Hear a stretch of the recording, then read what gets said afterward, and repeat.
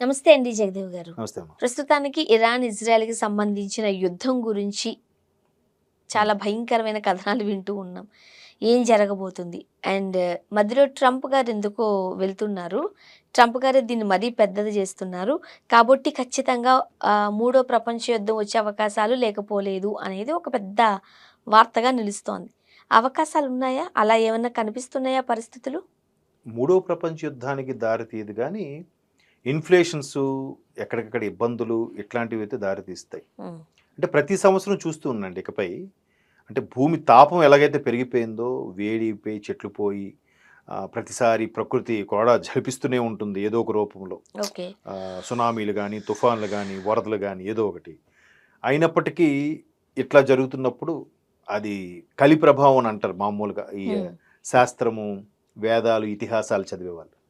So, అలాగే కనిపిస్తుంది. ఇప్పుడు ఉక్రెయిన్, రష్యా 3 ఏళ్లుగా జరుగుతూనే ఉంది. మొన్న రీసెంట్‌గా సింధూర్. దానివల్ల కూడా కొంత నష్టం జరుగుతుంది కదా! అవును. తర్వాత ఇప్పుడు ఈ ఇజ్రాయెల్, ఇరాన్. అయితే ఇక్కడ ఇజ్రాయెల్‌కి ఎప్పుడూ స్నేహస్తం అందిస్తుంది అమెరికా.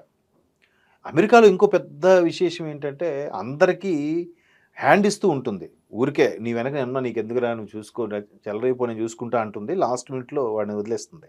లేకపోతే ఎవడైతే తోక జాడిస్తున్నాడో వాడికి సపోర్ట్‌గా వెళ్ళినట్టు వెళ్లి మధ్యలో వదిలేస్తుందనమాట ప్రేరేపించి. అప్పుడేమో వాడు పోతాడు కదా! ఆహా! వీడికి ఇంకా హ్యాపీ, సేఫ్. అలాగే ఉంటుంది ఎప్పుడు అవును. అమెరికా. సో, అంతకుముందు వాడు కొరియా వాడితో కూడా కాలు దువ్వాడు. కొరియా వాడు కూడా తగ్గలే. నేను అణుబాంబు వేసేస్తా అన్నాడు ఆయన. గిమ్ ఆయన పేరు. హ్మ్. సో, ఇట్లా అమెరికా అనేది ఎప్పుడు కూడా ఎవడు డెవలప్ అవుతున్నాడు, ఎవడు ఎక్కడ ఉంటే వెంటనే ఆడిని కట్ చేసేద్దాం. మనకన్నా ఎక్కడ ఆడు గొప్పోడైపోతాడో, మనకు మించిపోతాడో, లేదంటే మనకే శత్రువుగా తయారవుతాడో అన్న భయం ఉంటుంది వాడికి. ఎప్పుడు ఆడు ప్రశాంతంగా నిద్రపోడు. అగ్రరాజ్యంగా పిలువబడే అమెరికా ఇప్పుడు ఆ రాజ్యంలో ఆ ప్లేస్‌ని సుస్థిరతను కాపాడుకోవడానికే ఇవన్నీ చేస్తది అని అంటూ ఉంటారు ఎగ్జాక్ట్‌లీ. చాలామంది. ఎగ్జాక్ట్‌లీ. దీని మీద చాలా సందర్భాల్లో చెప్పాను, మళ్ళీ చెప్తున్నాను. 'దళారి వ్యవస్థ' అనే పుస్తకం కూడా వచ్చింది. హ్మ్. మీరది చూసి చదివితే భలే ఉంటుంది. మొత్తానికి ఎక్కడ ఏం జరిగినా దాని వెనక అమెరికా ప్రమేయం ఉంటుంది. హ్మ్. ఖచ్చితంగా. ఇప్పుడు గడాఫీ లాంటి వ్యక్తి ఆ దేశ ప్రజలకి దేవుడాయన. బట్ ఆయనెందుకు చంపేశారు? సద్దాం హుస్సేన్ ఎందుకు చంపేశారు? అంతే. ఇప్పుడు వీళ్ళు యుద్ధం చేస్తే ఎవరు మధ్యలో రాకూడదు, ఎవరు వీళ్ళ మీద ఆంక్షలు విధించకూడదు. హ్మ్. పక్కోడు చేస్తే మాత్రం ఇద్దరు విరమించుకోండి, లేదంటే ఆంక్షలు విధిస్తాం. మా మాట వల్లే వీళ్ళు కూలయ్యారు, కామ్ డౌన్ అయ్యారు కానీ అని చెప్తా చెప్తున్నారు ఉంటాడు. కదా ట్రంప్ గారు. ఇప్పుడు మొన్న మొన్నే జరిగిన మళ్ళీ ఏమన్నాడు? నేను భారతదేశం, పాక్‌కి జరిగిన యుద్ధాన్ని నేనే ఆపానని అన్నారుగా. అన్నాడు. మళ్ళీ ఏం చెప్పాడు రీసెంట్‌గా తెలుసా? హ్మ్. లేదు నా ప్రమేయం ఏం లేదని చెప్పాడు. ఈరోజు పాక్ ఉప ప్రధాని ఇచ్చిన స్టేట్మెంట్ ఏంటో తెలుసా? వీళ్ళు దుబాయ్ రాజు కాలు పట్టుకుంటే, దుబాయ్ రాజు గారు మన జైశంకర్ గారితో మాట్లాడితే, అవునా సరే పరిస్థితి చూసి చెప్తామని కూడా చెప్పాడు. ఆయన కూడా మాట ఇవ్వలేదంట.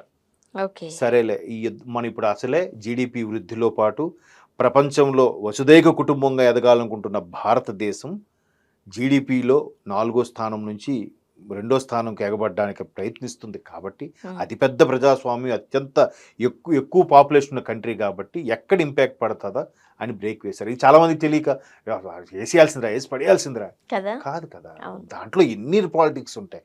కనీసం ఈసారి సరిగ్గా చెంపదెబ్బ పెట్టినట్టు పెట్టారు. ఎందుకంటే ఇంతకుముందు ఎన్ని దారుణాలు ఏం జరిగినా క్యాండిల్‌తో మౌనం, అవును. జెండాలు పట్టుకొని ర్యాలీ. ఎక్కడికెక్కడ ట్రాఫిక్ జామ్ చేసేసి ప్లకార్డులు పట్టుకొని ప్రదర్శన. అంతకు మించి మనం ఏం చేసాం? మహా అయితే చప్పట్లు కొట్టాం. వాళ్ళు చేస్తుంటే మనం చప్పట్లు కొట్టాం. అంతే మరి. కరెక్ట్‌గా ఒక్కొక్కడు పోస్టుల్లో స్టేటస్‌లు పెట్టుకున్నాం. కానీ అవును. ఇప్పుడు ఒరేయ్ మీరు ఇంకొకసారి ఇలాంటిది చేస్తే మీకు ఆ వాటర్ కట్టు, ఫుడ్ కట్టు, మొత్తం మీ డాష్ కట్ అన్నట్టుగా పాకిస్తాన్‌ని భయపెట్టాం. భయంకరంగా భయపెట్టాం. భయపడింది. అదే అంటున్నా. భయపడింది. ఇప్పుడు ఆయన పాక్ ఉప ప్రధాని అదే చెప్పాడు. ప్రధాని బయటికి బేరాలు పోయాడు గానీ, ఏం లేదండి మేము ఆఖరికి ట్రంప్ కూడా చెప్పింది కాదు. మేము దుబాయ్ రాజుకి మాట్లాడి చేస్తే చూసాము. ఆఖరికి సర్లే అని అనుకున్నాము. హ్మ్. అంటే ఇలాంటి పరిస్థితుల్లో ఇరాన్ కూడా ఇలా తోక జాడిస్తుంది. ఇరాన్ పాకిస్తాన్‌కి సపోర్ట్ చేసిందప్పుడు. అవును. మరప్పుడు మన మీదకి ఎందుకు రాలేకపోయింది ఇరాను? లేదు. హ్మ్. దాంతో పాటు మరొక 21 ముస్లిం దేశాల సమాఖ్య కూడా పాకిస్తాన్‌కి సపోర్ట్ ఇవ్వడానికి ఉన్నాయి. కానీ బయటికి ఎవడు మాట్లాడలే. బయటికి ఎక్స్‌ప్రెస్ చేయకుండా సపోర్ట్ చేసింది ఇరాన్ ఒకటి, తుర్కీ ఒకటి, టర్కీ. హ్మ్. మిగతా ఎవరు చేయలేదే. ఈ అరబ్ కంట్రీస్ అయితే స్టేట్మెంట్ ఇవ్వలేదు. ఇంక వాళ్ళు ఇండియాకే సపోర్ట్ చేశారు వాళ్ళు. ఇంక ఇచ్చారంటే వాళ్ళ పని అయిపోద్దని అర్థమైపోయింది ఏం ఆళ్ళకి. లేదమ్మా. ప్రపంచ మార్కెట్ అంతా కూడా ఇండియా మీద చూస్తుంది. హ్మ్. మొన్న తుర్కీ వాళ్ళు ఏవో ఫ్రూట్స్ మనకి పంపిస్తారట ముంబై, పూణే సెంటర్‌లో. ఒక్కసారి ఒక్కరోజు ఆపారు జస్ట్ హ్మ్. ఒక్కరోజు. అది ఎన్నో కోట్లు లాస్ అంట వాళ్ళకి. చాలదా? సో సరిపోద్ది. అలాగా ఈ ఇరాన్ కూడా ఎక్స్ట్రాల్ చేస్తుంది, గాజాకు సపోర్ట్ చేసింది కాబట్టి ఇజ్రాయెల్ వాళ్ళు ఒప్పుకోలేదు. బట్ ఇరాన్ కూడా ప్రస్తుతానికి ధీటుగానే సమాధానం చెబుతుంది, మిసైల్స్ అటాక్స్ జరుగుతున్నాయి. కాకపోతే ఇరాన్లో జరిగినంత ప్రాణ నష్టం ఇజ్రాయెల్లో జరగలేదు. ఎందుకంటే ఇజ్రాయెల్ మహాముదురు, చాలా టెక్నికల్గా ఉంటారు. ప్రతి పౌరుడు కూడా అవసరమైతే సైనికుడిగా మారిపోతాడు. అవును. అటువంటి దేశం అది. సో అటువంటి దేశానికి ఎప్పుడూ అమెరికా స్నేహస్తమే. ఎందుకంటే ఇజ్రాయెల్ కంట్రీ సిటిజన్స్ కానీ యుఎస్లో లేకపోతే అమెరికా ఆర్థిక వ్యవస్థ కూడా కుప్పకూలిపోయే ప్రమాదం ఉందట. అండ్ అప్పట్లో అంటే మొన్న జరిగిన ఇష్యూస్లో ఇరాన్ గవర్నమెంట్ మా వెనకాల పాకిస్తాన్ ఉంది అంటే అందరూ నవ్వలే. పాకిస్తాన్ మరి చాలా పెద్ద ఎంత జోక్స్ వెటకారం పేలే. చేశారు, జోక్స్ పేలే. అవును. దాని తోడు ఇరాన్ వాళ్ళు అడిగితే మీకు ఎందుకు సపోర్ట్ చేస్తామని చెప్పి ఇరాన్ వాళ్ళు స్టేట్మెంట్ ఇస్తే అక్కడ 1 అవర్లో వీళ్ళు ప్రెస్ మీట్ పెట్టి లేదు మేము వాళ్ళకి ఏం సపోర్ట్ చేస్తాం వాళ్ళని చెప్పి మాట మార్చారు. అవును. లోపాయకారిగా ఫోన్ చేసి మరి సపోర్ట్ చేశారంట. మీరు అన్నట్టు మరి నీకే దిక్కులేదా, నువ్వెవడికి సపోర్ట్ చేస్తావు. ఇప్పుడు వీళ్ళు కూడా పాకిస్తాన్ కూడా ఇంకా చాలా దీనంగా బతుకుతున్నారు, చాలా ఇబ్బందులు పడుతున్నారు. మరి అది తెలిసి కూడా నువ్వు తొడకొడతాను, పౌరుషము మీసాలు మెలేస్తానంటే ఎందుకురా నీకు? కవ్వింపు చర్యలకి ఎప్పుడూ పాల్పడేది పాకిస్తాన్. క్లియర్ అమ్మా. మొన్న ఎవరో సందర్శకులు అక్కడికి వెళ్ళారు, ఉమ్. వాళ్ళతో ఏమి పని? అక్కడి నుంచి ఇక్కడికి వచ్చి వాళ్ళని ఎంత భయంకరంగా ఓన్లీ అబ్బాయిల్ని టార్గెట్ చేసి భర్తల్ని మళ్ళీ భార్యల ముందు ఎంత పైశాచికత్వం అది. మన భారతీయులు నిజంగా అలాంటి ఉగ్రవాద మనస్తత్వాలు ఉన్నా చేయలేరు. అక్కడికి వెళ్ళే బాధ వచ్చేది వాళ్ళకి. లేదు, ఆ ఉగ్రవాద మనస్తత్వం ఉంటే ఇప్పటికి ఆ కంట్రీ ఉండేది కాదుగా. నిజమే, మనకు బాధ వచ్చేది అక్కడికి వెళ్ళాక. నిజంగా అరే మా ఇంట్లో అయితే ఏంటి పరిస్థితి ఊహించేసుకుంటాం మనం. ఇప్పుడు అదే వచ్చిందండి. అందరూ మనలాంటి వాళ్ళే ఇప్పుడు ఇదే ఇజ్రాయిల్ గాజా ఏం చేసింది, ఆడవాళ్ళు చిన్నపిల్లలు ఉన్న పైన అపార్ట్మెంట్స్లో హాస్పిటల్లో పెట్టి కింద ఉంది బంకర్లో ఉన్నారు వాళ్ళు.